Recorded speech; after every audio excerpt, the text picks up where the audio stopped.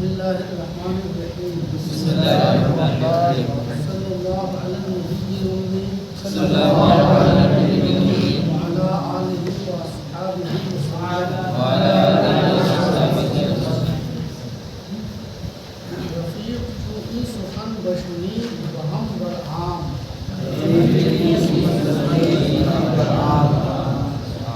دوست نے جب یہ بات سنی تو وہ غصہ ہو گیا دوست نے جب یہ بات سنی تو وہ غصہ ہو گیا وہم برعام کا معنی غصہ ہو گیا رنجیدہ ہو گیا مغموم ہو گیا ہے نا.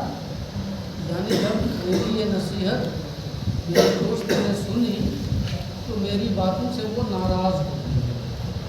وہ روئے از حکایت من درہم کشی وروئے از حکایت من درہم کشی اور میری حکایت سے چہرہ پھیر لیا اور میری حکایت سے چہرہ پھیر لیا.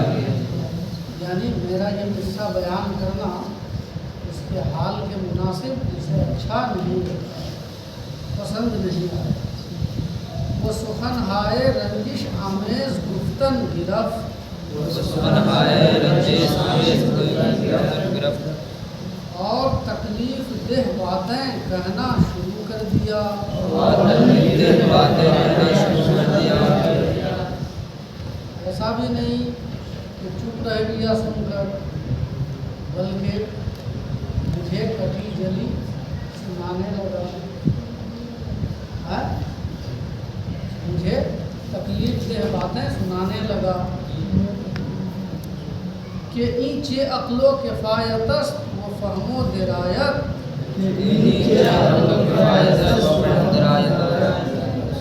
کہ یہ کیسی عقل اور کارگزاری اور سمجھ اور دانائی ہے.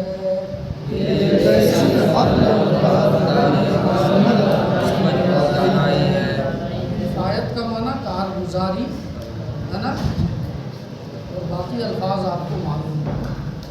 درایت کا معنی یا دانائی، فہم کا معنی سمجھداری. فہم و درایت دونوں مترادف الفاظ ہیں ہے نا. اور عقل کا بھی لغوی ترجمہ تو وہی ہے کہ اینچے عقل و کفایت است و فہم و درایت کہ یہ کیسی عقل اور کارگزاری اور سمجھ اور دانائی ہے.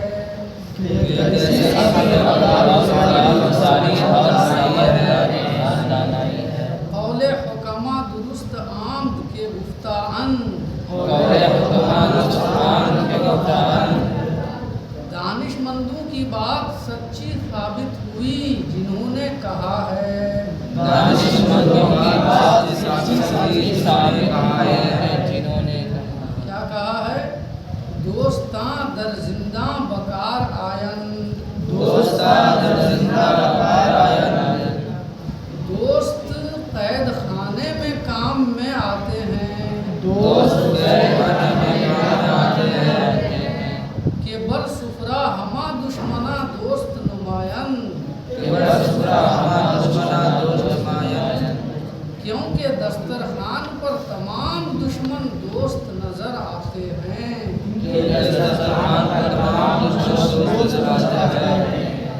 یعنی اس نے یہی تکلیف دہ باتیں مجھ کو سنانا شروع کر دیا کہ یہ کیسی دانائی کی بات ہوئی جو آپ نے بیان کی ہے.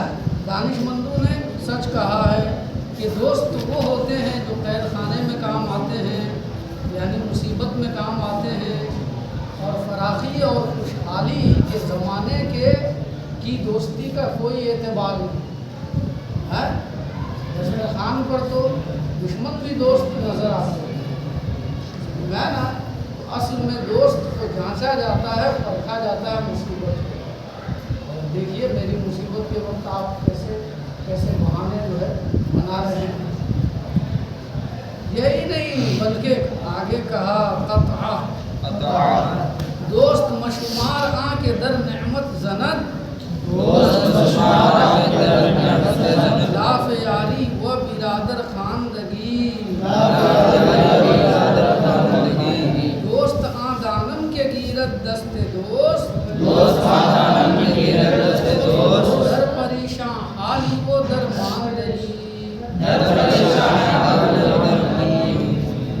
شیخ سعدی نے اس کی کہی ہوئی باتوں کو اس قطعے میں سمویا ہے، اس کے مفہوم۔ دوست مت سمجھ اس کو جو نعمت کے زمانے میں، دوست مت سمجھ اس کو جو خوشحالی کے زمانے میں، دوستی اور بھائی چارگی کی ڈینگ مارے،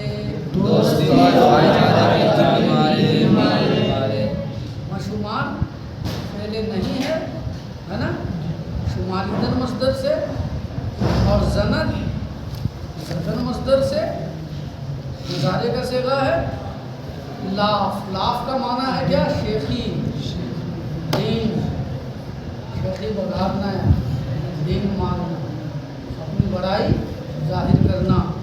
برادر خواندگی کا معنی بھائی چارگی۔ ترجمہ یہ ہوا شعر کا، دوست مشمار آنکھ در نعمت زند، لاف یاری و برادر خواندگی، دوست مت سمجھ اس کو جو خوشحالی کے زمانے میں دوستی اور بھائی چارگی کی ڈینگ مارے۔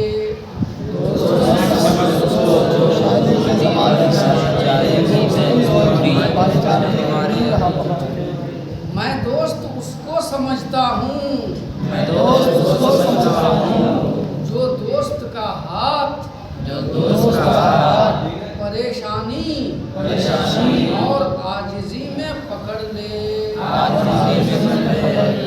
دوست میں اس کو سمجھتا ہوں جو پریشانی اور بدحالی میں اپنے دوست کی مدد کرے اور اس کا ہاتھ تھامے اور اس کا سہارا بن سکے۔ بات دوست آدانم کے گیرت دست، دوست در پریشان حالی وہ درماندگی، میں دوست اس کو جانتا ہوں جو دوست کا ہاتھ بدحالی اور عاجزی میں ہے۔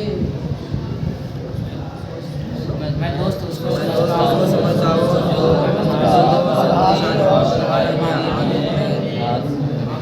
دیدم کے متغیر می شود،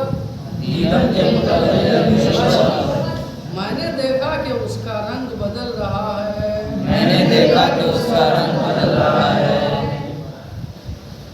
وہ نصیحت من بغرض می شنود،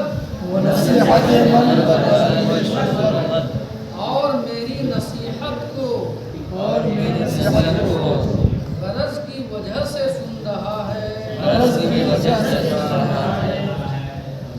یعنی میں نے دیکھا کہ وہ ناراض ہو رہا ہے، اس کے چہرے کا رنگ بدل رہا ہے، یعنی میری مذکورہ نصیحت سے ہے نا، اس کے چہرے کا رنگ بدل رہا ہے اور وہ غصہ ہو رہا ہے، اور میری نصیحت اور خیر خواہی کو وہ دل سے سن ہی نہیں رہا ہے، صرف اپنی غرض کی وجہ سے سن رہا ہے۔ سمجھ میں آنا؟ نزدیک صاحب دیواں رفتم، یہاں نسخوں میں اختلاف ہے، یہاں پہ ہے نصیحت من بغرض می شنود اور بعض نسخوں میں ہے نمی شنود۔ پھر غرض میں بھی تعویل ہے، غرض سے کس کی غرض مراد ہے، شیخ سعدی کی یا اس قائل کی؟ پھر بات لمبی ہو جائے گی، اس لیے ایک ترجمہ ہے نا، ایک توجیہ کے مطابق میں نے کر دیا، وہی ترجمہ آپ یاد کر لیجئے۔ وہ نصیحت من بغرض می شنود، اور میری نصیحت کو وہ غرض کی وجہ سے سن رہا ہے،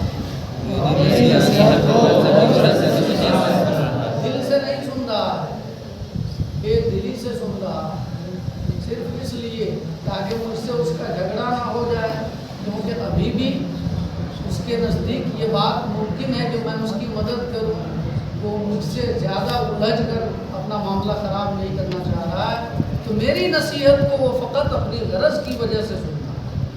نزدیک صاحب دیواں رفتم،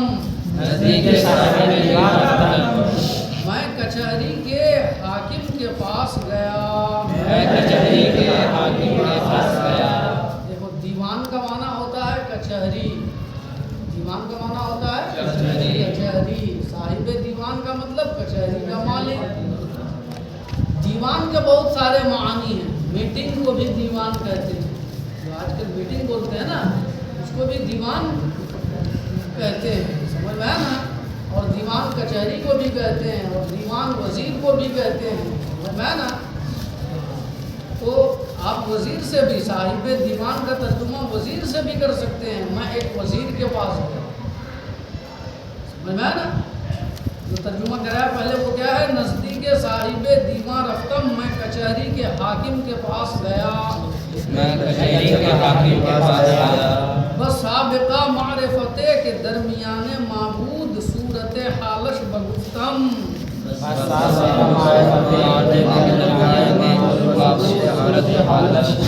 اہلیت و استحقاقش بیان کردم، اس پرانی شناسائی کی وجہ سے جو ہمارے درمیان تھی،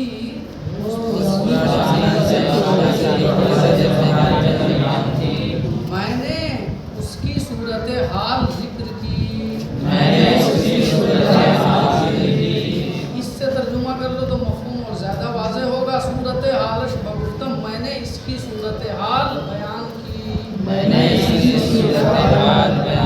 اس کی سے مراد یعنی اپنے اس دوست صورتحال اس سے ذکر کی کہ بیچارہ مصیبت میں ہے نا اور کسی ملازمت کی تلاش کر رہا ہے اور میرا دوست ہے نا، تو مجھ سے اس نے ذکر کیا ہے اور آپ میرے دوست ہو، میں آپ کے پاس آیا ہوں، تو اپنے اثر و رسوخ ہے نا کی وجہ سے کے ذریعے سے اس کو کوئی نوکری دے دو، وہ اہلیت و استحقاقش بیان کردم، اور میں نے اس کی اہلیت اور اس کے استحقاق کا ذکر کیا، یعنی اس بات کا ذکر کیا کہ یہ اپنی قابلیت اور صلاحیت کی وجہ سے اس بات کا اہل بھی ہے نا کہ کوئی نوکری پائے اور اس کا مستحق بھی ہے نا، اپنی صلاحیت سے وہ اس لائق بھی ہے اور اس کا مستحق بھی ہے۔ سابقہ معرفت کا معنی کیا؟ پرانی شناسائی، پرانا تعلق، ترجمہ سمجھ میں آیا؟ بسابقہ معرفت کے درمیان معبود، اس پرانے تعلق کی وجہ سے جو ہمارے درمیان تھا، صورت حالش بگفتم، میں نے اس کی صورت حال بیان کی، وہ اہلیت و استحقاقش بیان کردم، اور اس کی اہلیت اور استحقاق کا ذکر کیا،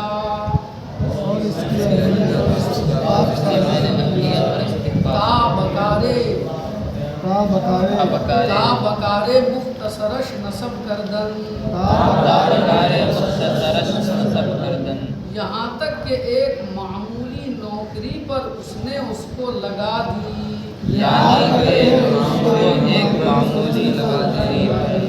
ایک چھوٹے موٹے کام پر اس کو مقرر کر دیا،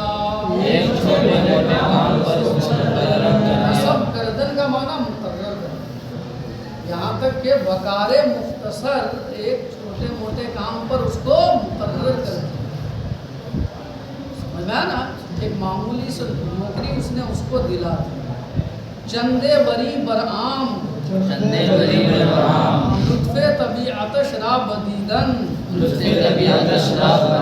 و حسن تدبیر شراب پسندیدن،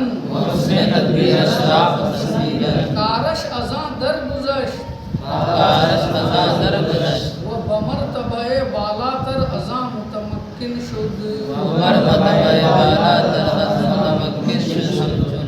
تھوڑی مدت گزری، اس کی طبیعت کی لطافت کو انہوں نے دیکھا، اور اس کی تدبیر کی خوبی کو پسند کیا، چندے بری برعام، تھوڑے دن اسی پر گزر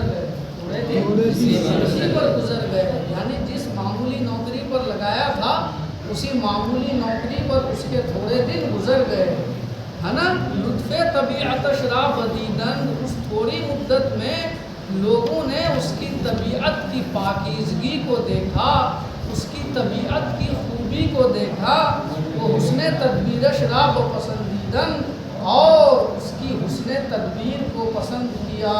और उसकी हुस्न यहाँ लुत्फ और हुस्न दोनों का माना खुबी ही है। दोनों का माना यहाँ पर हाँ, लुत्फ़े तबीयत शराब दीदन, उसकी तबीयत की खूबी को देखा, वो हुस्न तदबीर शराब पसंदीदन, और उसकी तदबीर की खूबी को पसंद किया। और उसकी तकदीर की खूबी को पसंद किया। कारश अज़ां दरगुज़श, कारश अज़ां दरगुज़श, उसका काम उससे आगे बढ़ गया। उसका काम उससे आगे बढ़ गया। बमर्तबे बालातर अज़ां मुतमक्किन शुद, बरमतबे बालातर अज़ां मुतमक्किन शुद, और उससे ऊपर के दर्जे पर वो फाइज हो गया। और उसके दर्जे पर वो फाइज हो गया। यानी बड़ी नौकरी पाली। जब लोगों ने देख लिया कि वाकई ये अहल है, ये मुस्तहिक है, इसके अंदर काबिलियत है, समझ में आया ना, तो फिर उसके ओहदे को बढ़ा दिया गया। मामूली नौकरी से उसको है ना बड़ी नौकरी मिल गई।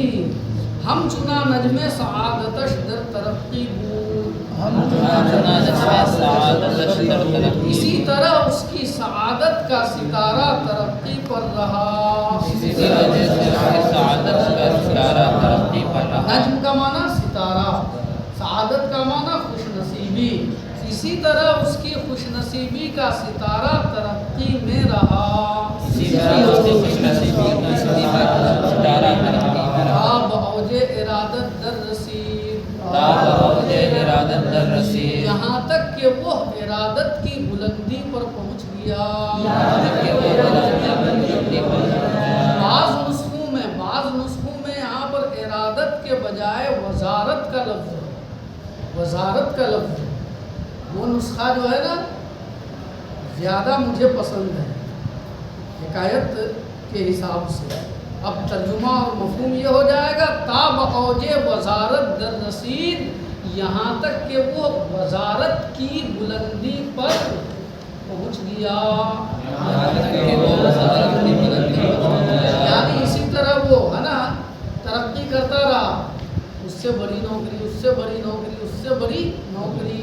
उसकी सआदत का सितारा मुसलसल तरक्की पर रहा और वो छोटी नौकरी से बड़ी नौकरी मुसलसल हासिल करता रहा। ताब औजे वजारत दर रसीद, यहाँ तक कि वो वजारत के मर्तबे पर फाइज हो गया और बादशाह का वज़ीर बन गया। औजे वजारत, वजारत जिस नुस्खे में है ना, वो ज़्यादा बेहतर मालूम है। और इरादत का माना होता है इरादा और ख्वाहिश। तो इस नुस्खे के मुताबिक तर्जमा और मफहूम ये हो जाएगा, यहाँ तक कि वो ख्वाहिश की बुलंदी पर पहुँच गया। यानी जितना वो तरक्की करना चाहता था बस वहाँ तक वो पहुँच। बादशाह तो बन नहीं सकता ना, अपनी कोशिश से इस्तेकाक से वजारत तक पहुँच सकता था, है ना। हर मुलाजिम की यही ख्वाहिश होती है कि मैं वजारत के मर्तबे पर फाइज हो जाऊँ, तो वो इरादत की यानी ख्वाहिश की बुलंदी पर फाइज हो।